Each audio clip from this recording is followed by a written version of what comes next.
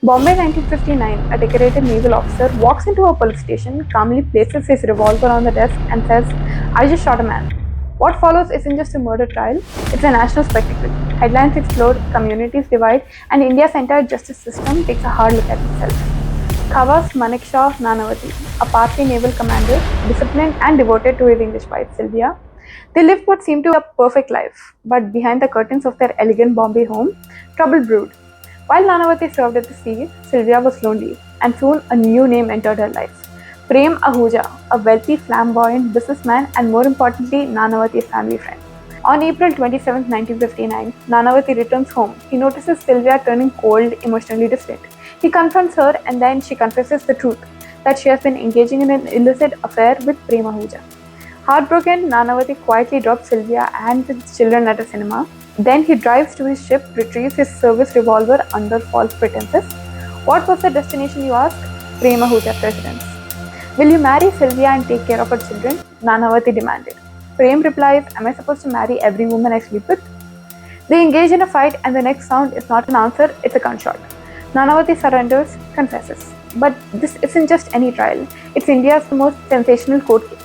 Media coverage is non-stop. The public sides with Nanavati, a war hero, a betrayed husband, and a modern-day Ram. And Prem Ahuja, Ravana.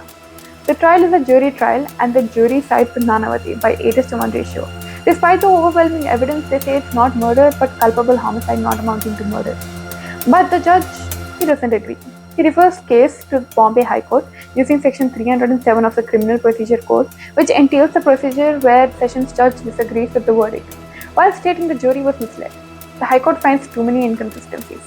Ahuja was found with his towel still on. Was there really a fight? Nanavati had time. He dropped his family at the cinema and then drove twice to confront Ahuja. Doesn't sound like sudden provocation anymore, which was claimed by the accused under Section 300 of the IPC of 1898. And so the High Court convicts Nanavati for murder under Section 302 of the IPC. The Supreme Court agrees this wasn't a crime of passion, it was premeditated and deliberate. This case wasn't just about love, betrayal, or murder. It exposed a deeper flaw, public sentiment swaying jury decisions. Judges felt jury couldn't resist media pressure, and that led to doubts on the jury system. Nanavati was connected to the Nehru-Gandhi family, so in 1960, Nanavati is moved from naval custody to civilian prison. But just 3 years later, he is pardoned by Maharashtra Governor Vijayalakshmi Pandit, the sister of Prime Minister Nehru. This was the last jury trial in India ever. The Nanavati case ends not just a one-man's freedom, but an entire system of justice. This case is a masterclass in Indian criminal law. Section 302 of the IPC talks about murder. Section 304 of the IPC talks about culpable homicide not amounting to murder. Section 307 of the CRPC talks about procedure when Sessions Judge disagrees with the jury. And Section 105 of the Indian Evidence Act talks about shifting burden of proof during legal exceptions. Like how in this case the burden of proof shifted onto the accused when he claimed defense, which grants exceptions to murder when under a grave or sudden provocation. Articles 161 and 136 of the Constitution talk about pardoning powers of the President versus special leave petitions. The court in this case held that only one could be applied and the powers may not be used simultaneously.